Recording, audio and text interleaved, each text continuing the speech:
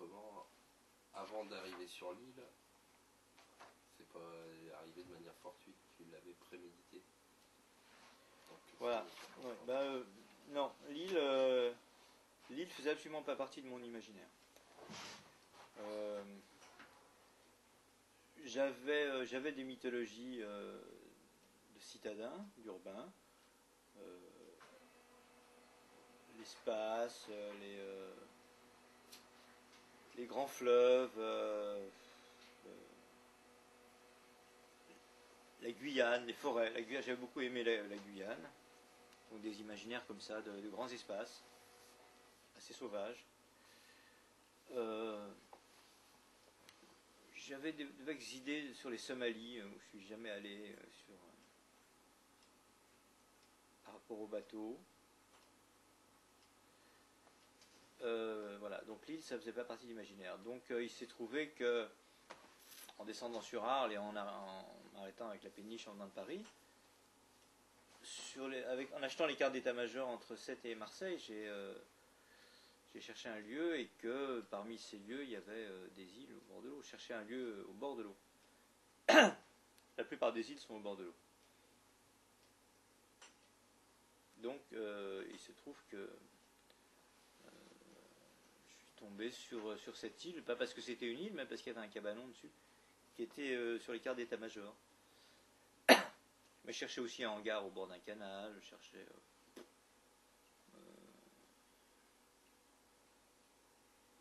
Voilà, je cherchais un lieu avec de l'espace et de l'eau à côté. Donc après en voiture je suis allé voir, en passant par la réserve, je suis allé voir du bord ce cabanon, mais on ne le voyait pas en fait. Mais il se trouve que il y avait un panneau à vendre qui avait été mis au bord pour les bateaux qui passent, et qu'il y a le numéro de téléphone. J'ai téléphoné, voilà. Après je suis allé visiter le cabanon. Et je me suis retrouvé sur une île comme ça, donc c'était pas prémédité, il n'y avait pas d'imaginaire insulaire du tout. Et donc après j'ai acheté donc, ce cabanon. Mais pas l'île par contre. Pas l'île, oui. D'ailleurs pas l'île bien sûr, puisqu'elle est à l'état. Et j'ai amené la péniche, parce que j'avais pas, au début j'avais pas de petit bateau pour aller sur l'île, j'avais qu'une péniche, donc c'était pas très pratique. Donc en arrivant, j'ai commencé par écraser le petit ponton en bois qu'il y avait pour me garer. Et j'ai mis au moins 2 mois avant d'habiter la maison. J'ai continué à habiter à l'arrière, dans l'habitat du marinier, dans la péniche, parce que on ne peut pas comme ça arriver sur une île, je sais pas, c'était bizarre. La cabane, elle était de toute façon pas en état habitable. Si, elle était tout à fait habitable. Ah ouais. Elle avait été vandalisée. Enfin, pas vandalisée, elle avait été cambriolée. Parce qu'il avait laissé ses affaires, il y avait des armoires, et les gens avaient piqué les draps, quelques affaires de la literie, je crois. Si, c'était habitable. C'est une maison en briques réfractaires. Et avec un toit en évérite. Donc j'ai mis, avant d'investir le lieu, j'ai mis un certain temps. Pas parce que c'était une île, parce qu'il ne suffit pas d'acheter quelque chose pour se l'approprier. Donc la mythologie le fait se retrouver sur une île, c'est venu après. C'est venu par hasard. J'ai jamais cherché une île en fait. Et donc au bout d'un certain temps, bon après il y a eu la création du mot îlotopie, au moins peut-être 6 mois ou un an après. J'ai dû l'acheter en décembre 78, l'île. Et la première association, Îlotopie, le début, a dû se créer en 79. Il y a une photo là. Voilà, bébé. ouais, voilà. C'est Îlotopie, ouais. C'est le petit Îlotopie. Ouais. Ouais, c'est le petit principe. Petit principe. Quand il était petit. Il y en a eu un grand. Bah, sur un petit principe. J'ai perdu de vue ce petit principe-là. Je sais pas, il a dû grandir. Mais c'est pas très bien quand les petits principes grandissent, c'est toujours dangereux. Mais voilà, crois que je réponds un peu à la Oui, première oui. question. Voilà. Il n'y avait pas de... Ça, c'était surtout pour faire un raccord avec l'Utopia de Ah ouais. l'Utopie, tout ça, vous en avez parlé un peu. Alors après, bon, un bateau c'est une île, c'est-à-dire que moi j'ai quand même vécu, sur une péniche à Paris ou en Bourgogne, enfin à différents endroits, sur une péniche qui est entièrement aménagée, et c'est totalement une insularité. C'est pire qu'une île parce que c'est pire qu'une île au sens où c'est une île moins l'espace. Parce qu'une péniche est très fermée comme endroit, et donc on n'a pas de notion d'espace, sauf si on est sur le pont en train d'avancer, de naviguer. Mais qu'on est à l'intérieur, on est dans un lieu, dans un huis clos. Donc c'est presque un sous-marin, c'est vraiment une île à la Jules Verne, un peu, une île de métal. Et ça j'avais l'habitude de ça. Depuis l'âge de 20 ans, j'habitais sur une péniche. Donc ça fait combien d'années? Tu as passé combien d'années sur la péniche? C'était pas la même. Hein. La première péniche que j'ai achetée, je l'ai gardée, je l'ai vendue après à Paris avec une place, elle y est toujours, hein, elle est au Pont des Arts, qui est Conti. Et je l'ai vendue en 77. J'ai dû passer 8 ans. 8 ans à Paris sur les péniches.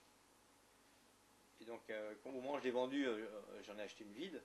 Je suis venu me garer à côté de l'ancienne que j'avais vendue. J'ai pris quelques affaires. Et je suis parti avec la péniche vide. J'ai traversé la France et je suis venu à Port-Saint-Louis. Je me suis servi comme une péniche de déménagement, juste pour. Ça valait pas cher une péniche. Ça valait rien. Ouais, voilà. D'accord, très bien. Et, comme ça, subsidiaire, la péniche, c'est le même acheteur qui la possède toujours? C'est un privé qui y habite pas du tout. Non. Alors je l'ai vendu, j'ai mis des annonces dans le Monde. Et j'ai vendu, c'est un architecte assez connu, Mitrofanov, et qui avait déjà un appartement au boulevard Saint-Germain à Paris. Mais sa femme s'ennuyait, elle faisait un peu de la peinture, un peu de la sculpture, et elle aurait bien aimé avoir une péniche au bord de la Seine pour inviter ses amis. Et donc, voilà. Et après tous les aménagements intérieurs que j'avais fait, en fait, je suis retourné une fois, où ils n'étaient pas là. Ils avaient tout cassé, ils avaient tout transformé, ils s'étaient réapproprié l'espace en fait dedans. S'il était architecte, il fallait qu'il mette sa patte. Ouais. Mais les aménagements l'avaient séduit. Il faut dire que c'est une péniche, une grande partie de l'arrière, je l'avais aménagée en Bourgogne, sur le canal, l'été, et avec des pierres de Bourgogne. Il y avait une espèce de carrière à un endroit du canal, et tout était tout en pierre dedans. En pierre sèche. Hein. Et quand tu étais à l'intérieur de la péniche, c'était dans une maison, c'était comme une vieille maison. Il y avait une cheminée, la cuisine, il y avait un escalier, une cuisine en pierre. Il y avait l'escalier qui allait en haut aussi était en pierre, avec des marches alternées, des escaliers de meunier, ça s'appelle. Parce qu'il y avait une raison à ça, c'est qu'il faut enfoncer les péniches. Elles sont trop légères quand elles sont vides, comme ça, et habitées. Il faut leur mettre un maximum de poids pour qu'elles puissent naviguer et passer sous les ponts. Donc, plus le matériau est lourd et plus c'est utile. Donc, il y avait un aménagement entièrement en pierre sur sur 100 mètres carrés, enfin, sur la moitié de l'espace. Et le reste c'était un plancher. C'était une grande salle de 100 mètres carrés en plancher. D'accord. Alors, 68, les années 70, est-ce que tu étais à Paris justement dans cette période-là? Est-ce que tu étais déjà à Paris? Est-ce que tu as participé aux événements? Ou est-ce que ça t'a touché d'une manière Ouais, j'étais déjà à Paris. Parce que moi je suis né à Paris, donc j'étais déjà, ouais. Je suis né à Paris et mes parents sont nés à Paris. Et la moitié de mes grands-parents aussi. J'étais en terminale, en philo, au lycée Carnot. Et ouais, ça a bouleversé ma vie évidemment. Je pense que j'étais un un garçon tout à fait inintéressant et réactionnaire et sans aucune idée politique.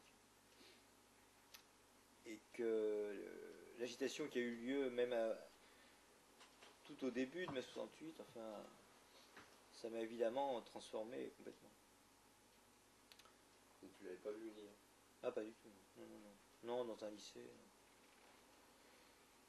Non, moi, c'est ce que j'ai trouvé étonnant là, quand je m'étais jamais spécialement penché sur mai 68, quand on historiquement sur mai 68, là, de revoir les films de Godard de 66-67, on sent que c'est pas venu par hasard. Il y avait vraiment une poussée d'un ras-le-bol, quelque chose. Toi, tu n'y étais pas sensible. Non, mais à 17 ans, tu vois, t'as 17 ans, tu... Ouais, c'est sûr. Bah, t'es sensible à des conneries de la mode, c'est-à-dire que t'as pas le droit d'avoir les cheveux longs dans ton lycée. T'as le censeur à l'entrée, et les cheveux un tout petit peu trop longs qui débordent sur le col, il te vire, tu ne peux même pas rentrer. Donc voilà. Mais, donc c'est le conservatisme. Je fais une pause. Allô, allô. Oui, oui, d'accord. Donc ouais, il y avait de l'archaïsme au niveau oui, voilà, des mœurs. Voilà, les mœurs étaient archaïques, bien sûr. C'était pas à ton niveau, Mais de là à mettre le feu. Non, la rébellion, quand t'as 17 ans, elle était pas... Oui, tu sentais bien que la société était conservatrice, mais bon, voilà, sans plus, quoi. Et on s'y attend quand on est adolescent. Enfin, à l'époque, on s'attendait à... On était préparé à ce que la société soit conservatrice. Et ça faisait partie. Sûrement que maintenant, c'est très différent. C'est très très différent. Elle n'est pas de la même manière. En tout cas, ouais. Enfin, moi je me dis qu'il y a eu l'après-guerre, il y a eu une longue période là, de reconstruction où il était pas du tout question Le désordre. de désordre, il y avait tout à reconstruire. Enfin, le désordre avait été. C'est la guerre. Donc, tant que ça se cristallise un peu, que Ouais. ça prenne une forme. Ouais, ouais. Non, non, moi j'ai pas vu venir du tout. Et donc pendant Pendant, c'était forcément aussi le heurt interne avec les parents. J'habitais chez mes parents. Eux, ça les a évidemment inquiétés. Ils étaient gaullistes, évidemment. Donc, et ils comprenaient rien à ce qui se passait à la télé quand ils voyaient les voitures rouler. Donc, évidemment, j'ai découché. Et puis, j'ai commencé à plus rentrer le soir. J'allais aux manifs. Et puis, certains soirs, sous prétexte qu'il fallait mieux rester enfermé dans la Sorbonne ou j'en ai profité pour pas rentrer parce que c'était trop dangereux, il y avait les CRS dehors et donc après il y a des alibis pour rentrer que le lendemain matin. Bon, alors j'étais avec un copain, on était essentiellement tous les deux qui était dans ma classe et donc ouais, on a vécu ces journées-là dans des manifs, quelques passages sur des barricades, mais pas énormément.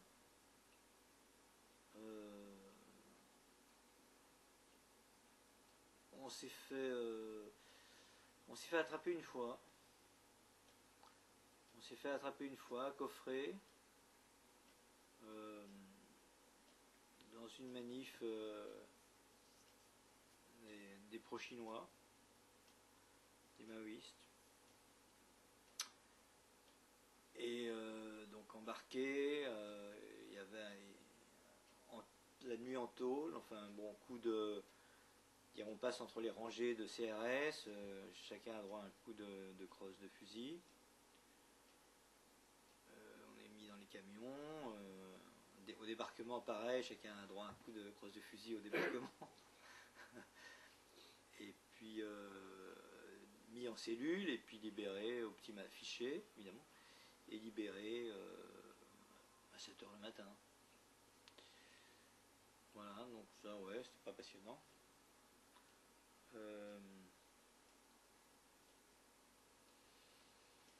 Donc tu as quand même participé, quoi. Ah ouais, complètement. Ouais. Au-delà des manifs ou des barricades, il y avait du débat en blanc. Ah, moi, par exemple, j'ai participé il y avait, on était donc souvent à la Sorbonne, parce que c'était le lieu de l'agitation, il y avait des conférences, il y a Jean-Paul Sartre qui venait, etc.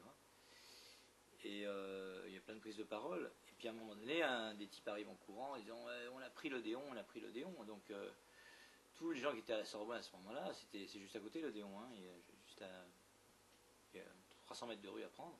Tout le monde est sorti et s'est précipité à l'Odéon. Et donc on est arrivé, tout le monde s'est installé dans les fauteuils. Et il y avait Jean-Louis Barrault et sa copine qui étaient assis. Il y avait plein de gens, et Madeleine Renaud, qui étaient assis en tailleur tout le monde était assis en tailleur sur la scène, enfin ces gens-là. Et les 68 arts, ils étaient un peu partout aussi, dans les fauteuils, dans le vautré.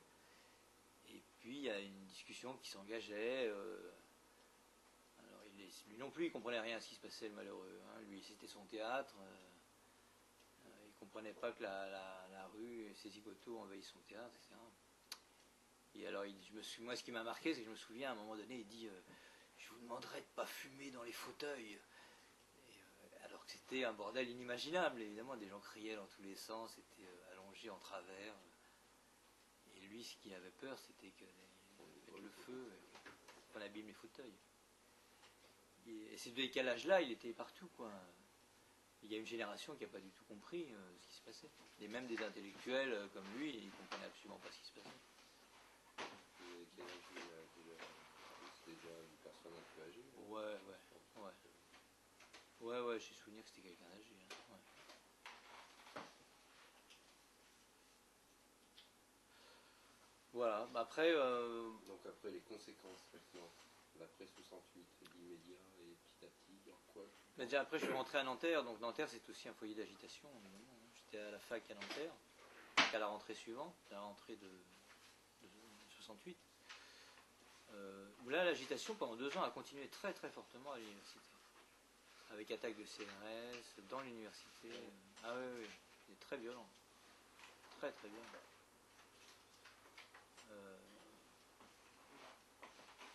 C'est pas mort tout de suite comme ça, quoi. Hein. C'était très, très... Il y avait 20 000 étudiants à Nanterre. Hein. C'était déjà un très gros campus. C'était une jeune Nanterre, c'était pas les vieilles universités. Non, c'était récent, c'était en pleine zone. Hein. Autour, c'était la zone. Hein. La défense n'était pas encore construite. Et c'était vraiment la zone. Il y avait des bidonvilles, d'ailleurs. Le grand dada des étudiants en sociologie, c'était d'aller faire de l'ethnographie dans les bidonvilles à côté. Les étudiants en philo, ils allaient à Poissy, chez Renault, voir comment c'était les ouvriers. Il y avait une idée comme ça de l'intellectuel qui doit se pencher sur le monde social et qui doit aller voir chacun comment c'est le bidonville, comment c'est le travail à la chaîne. Il y avait un peu cette idée-là, hein, c'était étrange. Hein. Il y en a qui faisaient des études que pour ensuite aller se faire embaucher comme OS à Renault pour aller foutre le bordel. Ouais, vous recrutez des militants peut-être à Toulouse. Voilà, ouais. Enfin, mais il y a plein de maoïstes qui faisaient ça. Hein.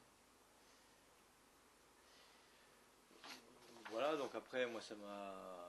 Ouais, bien sûr, ça m'a influencé sur plein de trucs. Moi, j'ai quitté mes parents, par exemple.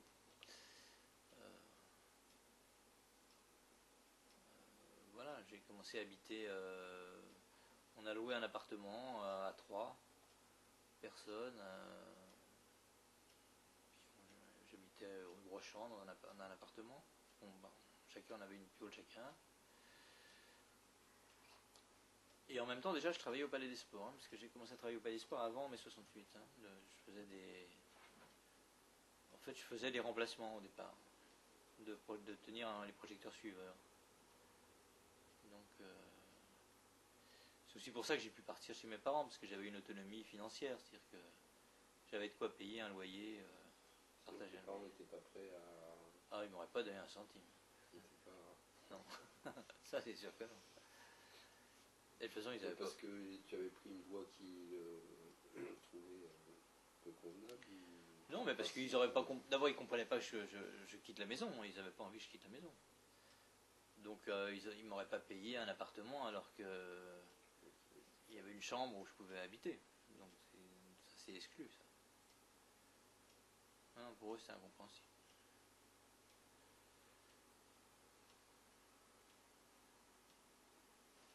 Alors. Donc à Nanterre, tu étais en sociologie. Non, j'ai commencé par être en psycho. C'est toi qui l'as repris, là? Je pense que tu as mis un papier dessus. Ah oui. Non, non, je me suis inscrit en psycho.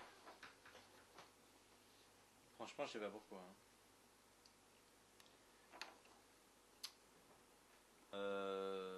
Mais bon, j'avais pris des UV de sociaux. Heureusement, c'est ça qui m'a donné envie de changer. Quoi. Mais je me souviens plus si je suis resté 1 ou 2 ans en psycho. 1 an, je crois. Et après, l'année suivante, je me suis inscrit en sociaux. Tu trouvais ça plus intéressant, la socio que la... Ah ben la psycho, j'ai trouvé ça abominable. C'est-à-dire que je comprenais pas qu'on puisse essayer de rentrer dans la tête des autres. C'est un truc qui m'a semblé une violence.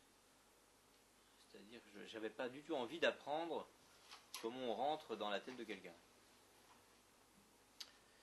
Et faire psycho, c'est ça. C'est-à-dire que en plus, toutes les propositions de boulot, elles sont toutes très très suspectes. C'est soit de l'orientation d'enfant, on a une demi-heure pour orienter la vie d'un gamin, soit c'est dans les entreprises, c'est faire de la sélection ou faire de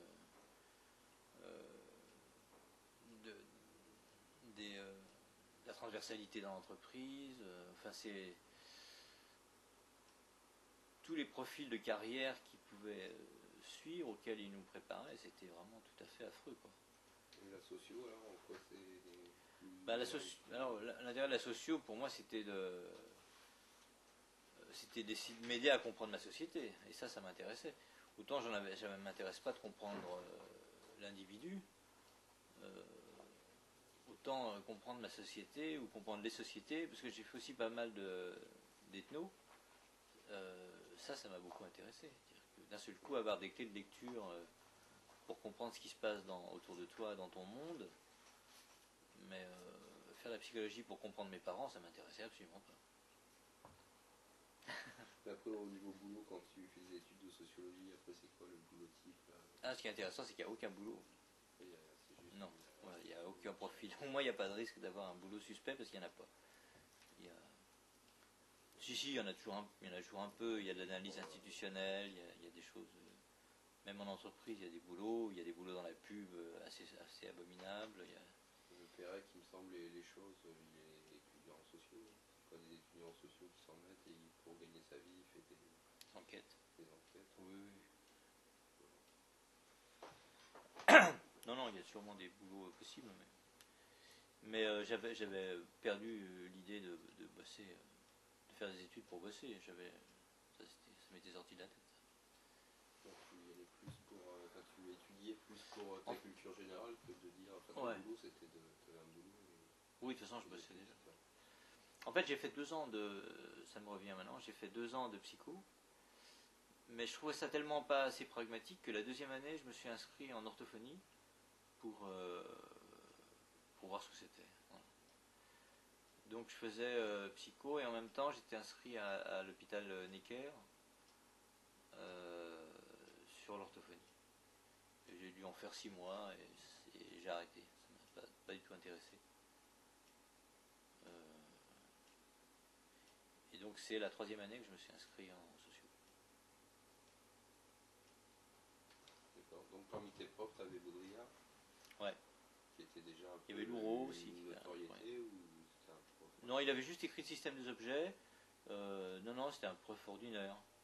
Non, c'est un prof ordinaire. Et son cours, ça portait sur quoi? C'était assez critique par rapport les profs du général. Il faisait pas cours. Non, il s'asseyait au fond de la classe avec son journal. éventuellement, on pouvait aller discuter avec lui. Lui, il attendait d'être payé. Il n'avait aucune idée d'enseigner, il n'avait pas du tout envie d'enseigner à des étudiants. C'est tout ce qu'il avait trouvé pour gagner sa vie, c'est voilà, c'est d'être prof à l'université, mais il refusait de le faire, enfin ça l'intéressait pas. Et ça se passe bien, il n'y a pas une autorité supérieure Non. qui s'en plaignait, Non. Qui trouvait justement que ça peut être les élèves aussi qui rebellent, qui vont non, ben, l'administration dit on a un prof, là, c'est pas possible. Le fait qu'il n'était pas connu, en fait, il n'avait pas de cours magistraux, par exemple. C'est-à-dire il était en classe, comme des salles de classe, hein, sauf qu'elles étaient plates, c'était pas en gradiné, évidemment. Mais on n'était pas très nombreux, on était une vingtaine à son cours, quoi. C'était un cours ordinaire. Il aurait eu un cours magistral, par exemple, en amphi, forcément, il aurait sorti quelque chose, même s'il n'y avait que 20 personnes dans l'amphi. En fait, il n'avait pas de cours magistraux, il était payé comme un prof de base pour faire de la sociologie de base autour de l'objet. Et il n'osait pas. Bon. Donc on peut pas dire que son enseignement, ou est-ce que tu avais lu son bouquin? Oui, j'avais lu. Tes profs, hein. Voilà, j'avais lu le bouquin. Ouais. J'ai lu le bouquin, mais c'est. Donc t'allais pas l'interroger? Non, j'ai pas de souvenir. Non, tu te sens un peu morveux aussi. Toi, tu te sens pas à la hauteur de. Tu sens bien que le type, il est très loin de toi, très très loin. Tu n'allais pas le déranger. Non. Donc après spécialement, enfin t'aurais juste lu son bouquin, ça aurait été. C'est pareil. Oui. Que si t'as pas reçu spécifiquement un enseignement. Non. Une transmission ou quelque chose. Non, pas du tout. Donc après c'est l'expérience artistique parallèlement à ton travail et donc tes études, à quel moment tu as commencé à développer une pratique artistique? De toute façon, j'ai toujours aimé faire des bidouillages, des trucs. J'ai toujours aimé en fait aboutir une idée, à partir d'une idée et la réaliser. À partir d'un concept et puis finaliser. Faire des conneries, hein, des enfants? Ouais, des enfants. Oui, dans ma chambre, tu vois, c'est un peu les trucs que tu fais toi.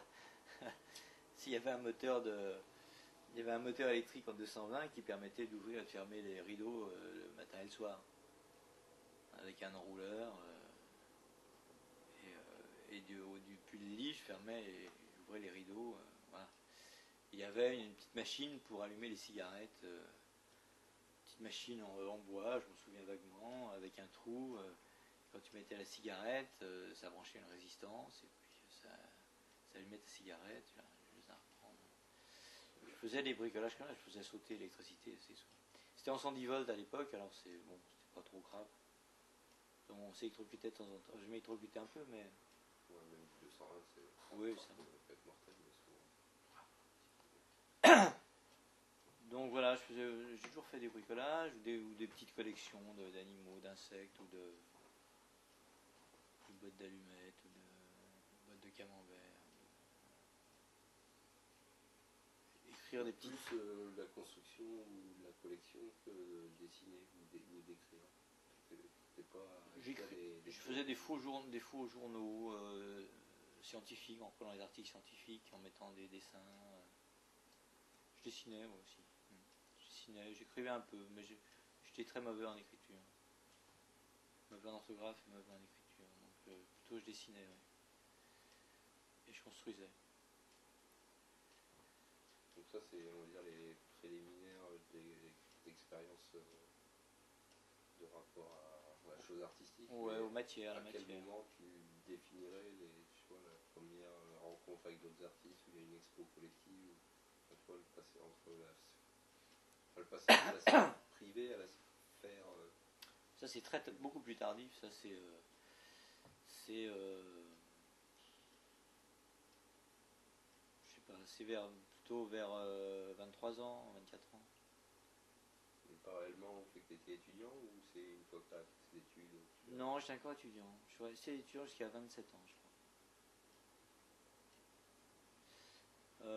Non, c'est des rencontres avec le free jazz. Donc des musiciens de free jazz. J'essaie de me souvenir comment ça s'est passé d'ailleurs, mais je sais pas vraiment. Toi, tu fréquentais avant de... Tu allais toi-même en tant que public voir des concerts Non. de free jazz? Non. J'avais pas d'argent du tout, donc j'ai jamais été public parce que j'avais tellement pas d'argent que... Non, j'allais pas en boîte, j'allais jamais en boîte, jamais au restaurant, jamais dans les bars. J'ai pas eu tout une vie comme ça. Cave de Saint-Germain. Non. À chaque fois que j'y suis allé, c'est pour travailler. Je suis jamais allé. J'ai jamais été consommateur de spectacle en fait. Je suis pas du tout consommateur de spectacle. Et cinéma très peu non plus. Non, je me sens. Je me suis toujours senti auteur des choses et jamais consommateur des choses en fait. J'ai jamais réussi à. En plus, je bossais le soir quand même, donc déjà c'est un handicap pour aller faire des trucs. C'est-à-dire que on gagnait pas beaucoup d'argent à faire ça, mais ça nous prenait quand même le créneau à 9h du soir, minuit et demi, quoi. Qui est quand même le créneau où les rencontres, le monde. Donc après, tu te retrouves à minuit et demi, tu vois, tu prends les derniers métros, ou ta bagnole quand t'en as une. T'as pas mangé, donc tu vas manger un morceau, donc tu trouves déjà des restos pas chers qui sont ouverts encore à cette heure-là, où tu rentres direct. Après il est 1h du matin. Et si tu veux aller un peu à la fac le lendemain, t'as vite fait ta journée, quoi. Donc ça se passait un peu comme ça. Mais malgré tout, je sais pas comment j'ai rencontré le milieu du free jazz, mais c'est... Donc c'est des gens, un gars qui s'appelle Bernard Vitet, une chanteuse qui s'appelle toujours, hein, je pense, Tamia, de jazz. Une autre femme qui était la mère de Christophe Bertheneau, qui chantait, qui jouait d'instruments de musique, en jazz aussi.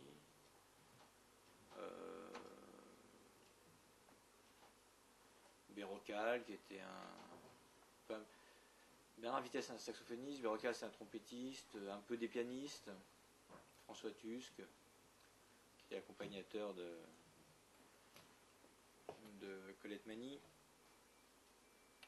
Enfin, ce monde-là, qui est un monde qui évoluait du côté de la rue Mouffetard, au quartier latin,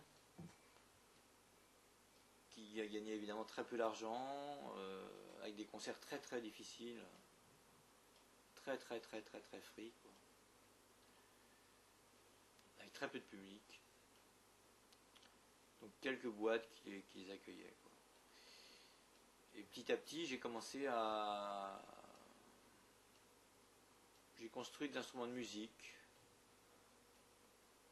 avec Bernard Vitet.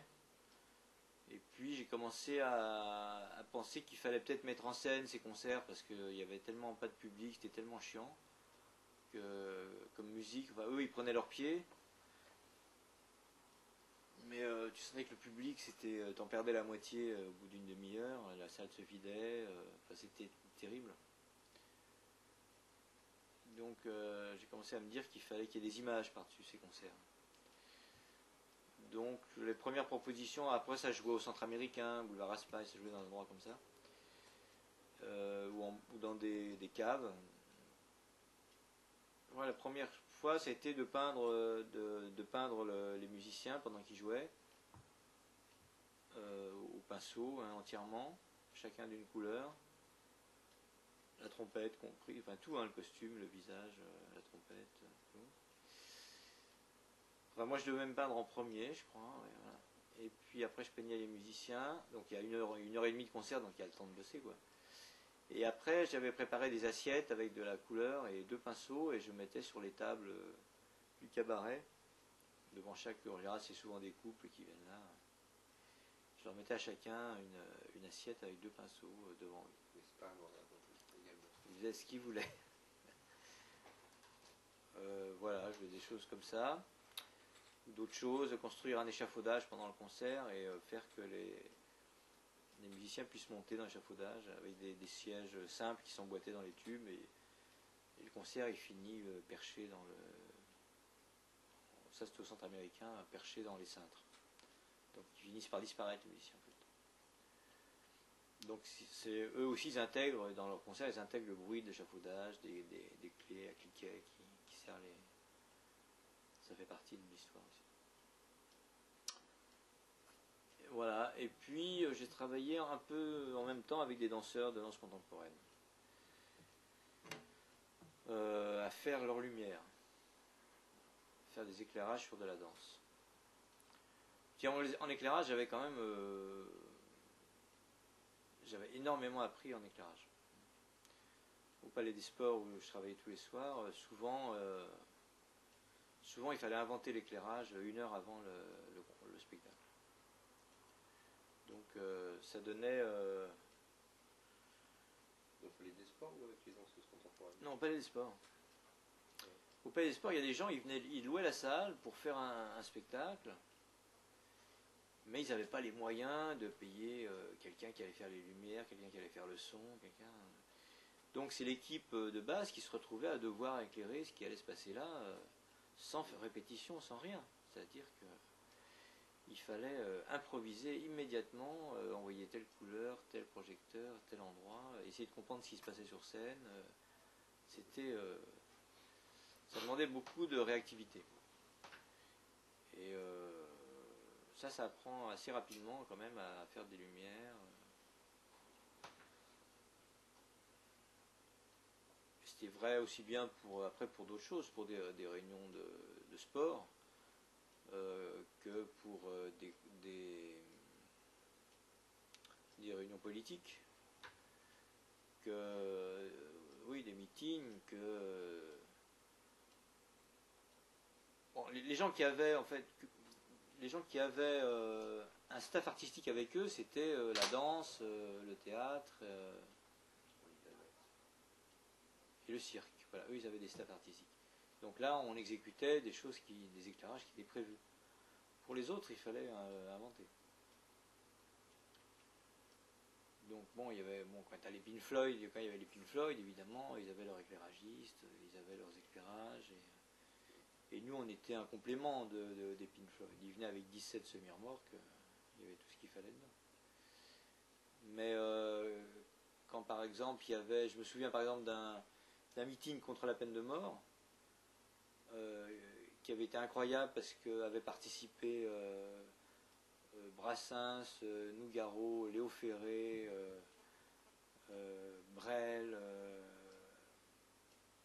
enfin bon, c'est un truc impensable, quoi. Tous ces gens-là qui chantent sur scène. Et ça, pareil, il faut inventer les éclairages. Il n'y a personne qui te dit ce qu'il faut faire. Donc moi, je dirigeais l'équipe de 12 personnes qui faisaient les éclairages avec des poursuites, avec des micro-casques. Et il y avait 12 couleurs par projecteur et 12 projecteurs, plus des éclairages fixes. Donc il y avait aussi un jeu d'orgue qu'il fallait piloter. On voyait telle sorte d'ambiance. Donc l'intérêt, c'est que comme c'est une salle ronde, les poursuites sont tout autour de la salle. Donc on peut vraiment prendre des contre-jours avec les poursuites. On peut envoyer quelqu'un en contre-jour jaune et puis prendre un médaillon bleu sur la tête. Enfin, on peut faire des éclairages assez incroyables. En fait, c'était les poursuites, mais on s'en servait très rarement pour poursuivre. C'est-à-dire que le parti pris de cette salle-là, c'était que la poursuite, c'était l'éclairage de base. Mettons, on ouvrait en grand et on mettait 4 projets en rouge, la salle a été rouge. Donc, oui, il ne faut pas imaginer que poursuite uniquement, style Holiday on Ice, suivre les pingouins sur la glace. C'était la plupart du temps utilisé en fixe.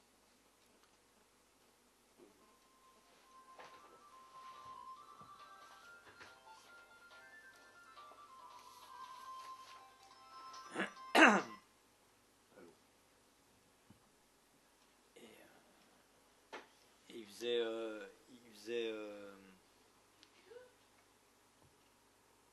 George Dawn aussi. Il faisait Nijinsky. Nijinsky, c'était incroyable. Enfin, c'était un danseur incroyable. Mais Cabot, enfin, il était affreux en répétition et pénible. Mais c'était magnifique. C'était incroyable. J'ai jamais vu d'autres danseurs comme ça. Ou d'autres gens, hein, Maya Plisetskaya, une danseuse du Bolchoï. C'était la plus grande salle de Paris, donc passaient les spectacles qui avaient besoin d'une grosse jauge, quoi, qui restaient 15 jours, 3 semaines, un mois. Et sport, c'est pas des sports omnisports de Bercy, c'est ça? Non, c'est Porte de Versailles, c'est une espèce de dôme. POPV, c'est après ça. Non, alors c'est la même société qui après a créé Bercy. En fait, c'est les gens qui étaient propriétaires du Veldiv avant la guerre, qui a été rasé. À la suite peut-être, à la suite de mauvais souvenirs sémites, antisémites.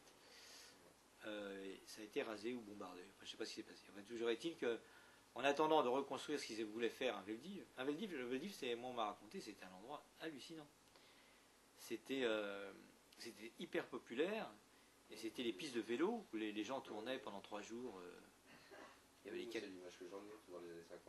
4 jours de Paris, un truc comme ça, et qui se relayaient, et c'est les familles entières qui venaient avec des couvertures, qui habitaient là, avec des sandwichs et tout, et qui assistaient à ça. Il paraît que c'était incroyable, invraisemblable. Bon, bah, ça a disparu, ces gens-là, cette société-là a créé le Palais des Sports, à la Porte de Versailles, parce qu'il y avait des matchs de boxe qui avaient lieu, en fait, dans cette salle. Certains lundis, mais sinon c'était tout sauf de la boxe. En fait, il y avait 2 directions. Une s'occupait que de la boxe, qui gagnait un fric fou. La boxe et du catch, tous les lundis. Donc tous les lundis, il fallait détruire tout ce qu'il y avait, mettre un ring au milieu, changer les gradins et tout. Ça se passait dans la nuit. C'est un boulot fou. Et ça avait lieu, ça rapportait un fric fou. Il y avait des gens comme Belmondo, des gens comme ça qui venaient à chaque fois, etc. Et puis ça disparaissait, le mardi, ça reprenait le spectacle. Et même quand il y avait Holiday on Ice qui restait 2 mois, il fallait couvrir la glace avec des cartons, mettre les gradins, les sièges, tout disparaissait. Et c'était un boulot colossal. C'était 400 personnes, des pompiers qui étaient embauchés pour ça, qui trimballaient les sièges, les gradins. C'était colossal. Donc j'étais dans cette ambiance-là, des nuits entières, à brasser des trucs. Et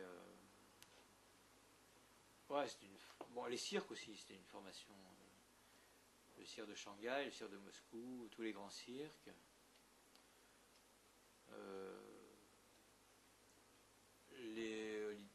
Johnny Hallyday, Jean Ferrat, les gens qui avaient des gros one-man shows comme ça, qui dépensaient énormément d'argent parce que c'était la salle de Paris, quoi. Et après, en tournée en province, il y avait 3 fois rien. Toutes les esbroufs avaient lieu à Paris, et puis après, là, ils perdaient beaucoup d'argent. Et après, ils gagnaient par contre une tournée en province, où là, ils se rattrapaient, quoi. Ce qui n'était pas vrai pour les grands groupes comme les Pink Floyd, etc. J'ai lu une biographie de Pink Floyd il n'y a pas longtemps. C'est pareil. En 90-95 qu'ils ont commencé à vraiment gagner de l'argent avec les tournées américaines, là où ils font que des stades. Ah ouais. Mais jusque dans les années 80, ils étaient tout le temps limite. Ouais, mais ça se peut parce que c'était luxueux, hein, c'était luxueux. 17 semi-remorques, c'était luxueux.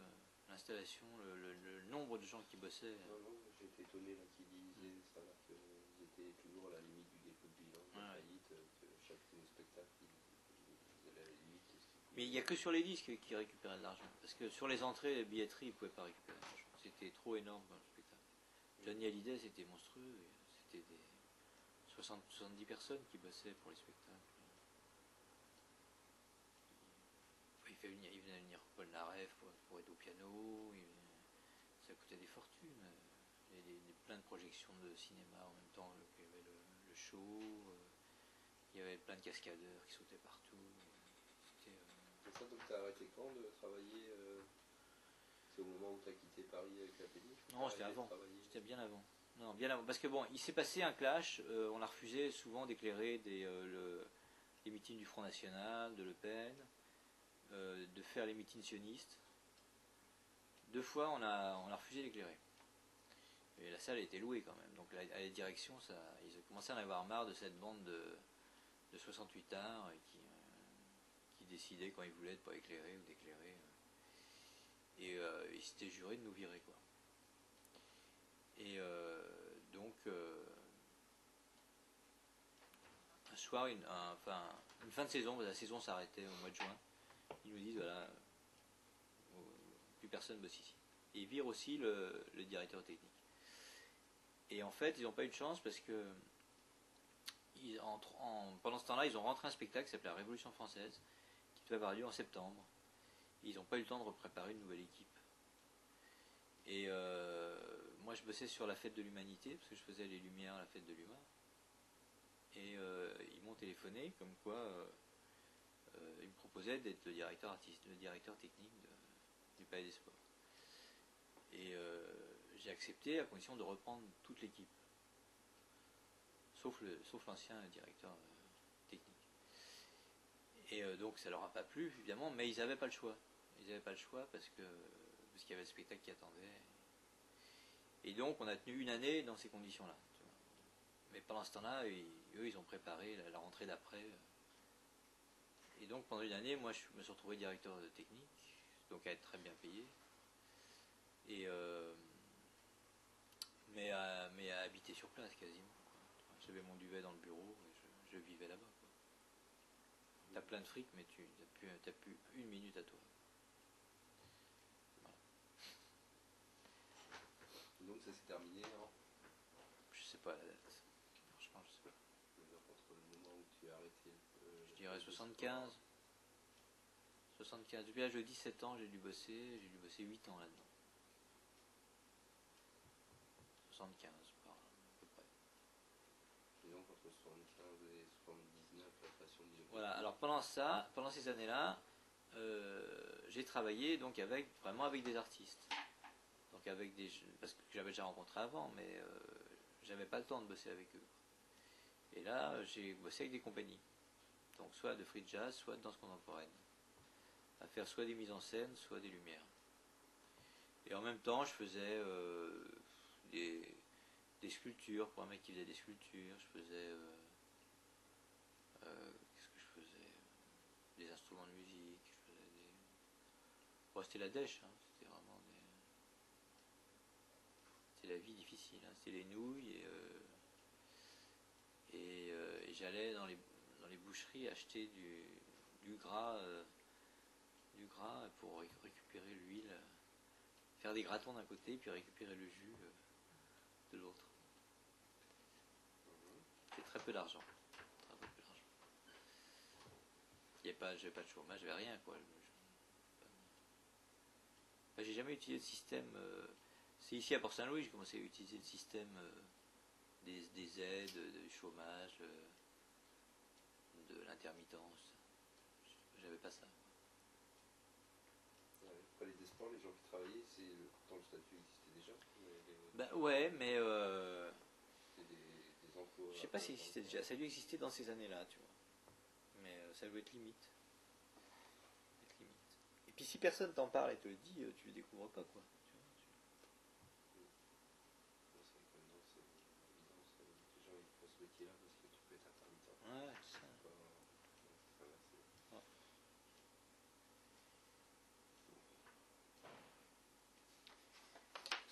Bon, la quatrième question, c'était sur la notion de situationnisme. Là, je t'en parlais un peu hier. Est-ce que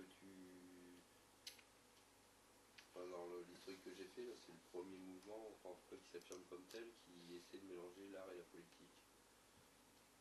Enfin, en tout cas, il m'apparaît comme tel. Est-ce que tu avais connaissance déjà du mouvement situationniste? Non. Non, pas du tout. Pas du tout.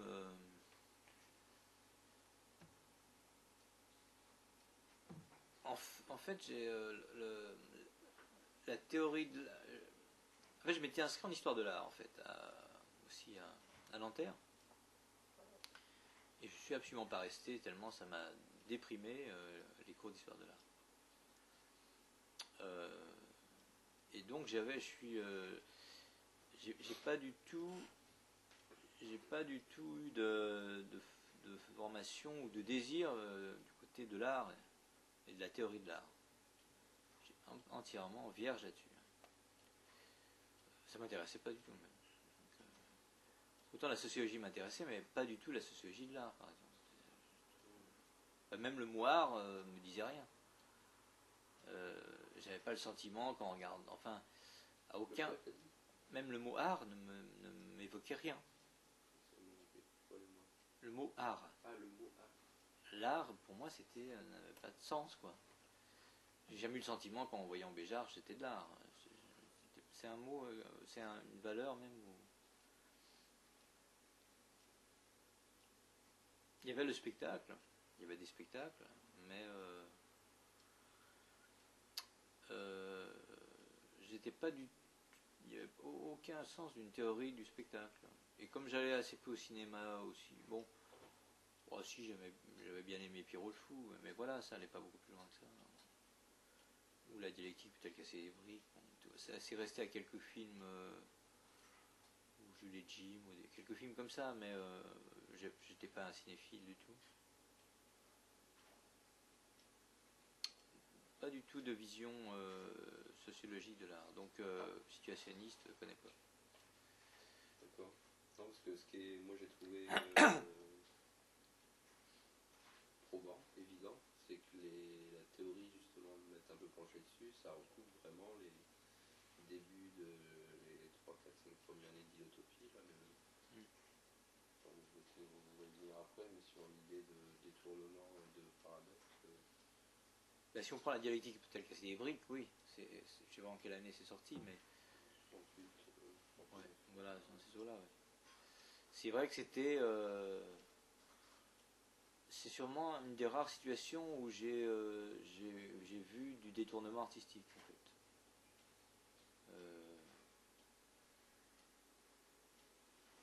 Voilà. Après, bon, quand même, le free jazz, c'était une forme de détournement.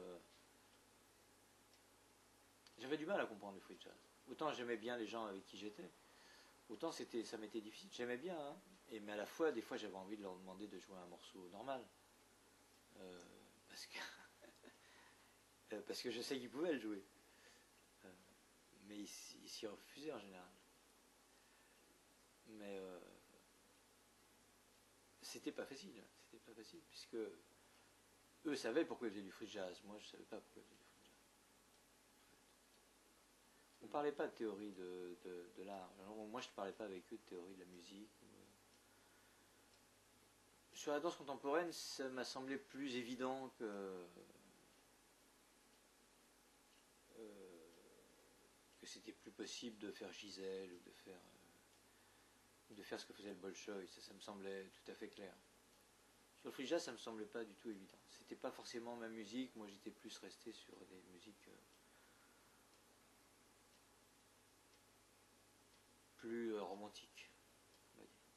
Tradition française plus. Non, même sur Ray Charles ou même sur des gens plus romantiques. C'est des Béchettes en fait. Ouais, ou Django Reinhardt en tout cas, plutôt. Non, Ciné Béchette non, mais. Non, parce que mon père c'était Ciné Béchette. Ah ouais. Il y a une génération qui a dû écouter Ciné Béchette. C'était. Non, plutôt, ouais, je sais pas. Petite Fleur, le morceau connu de. Et petit à petit, je me suis mis au free jazz, mais ça m'a pris vachement de temps.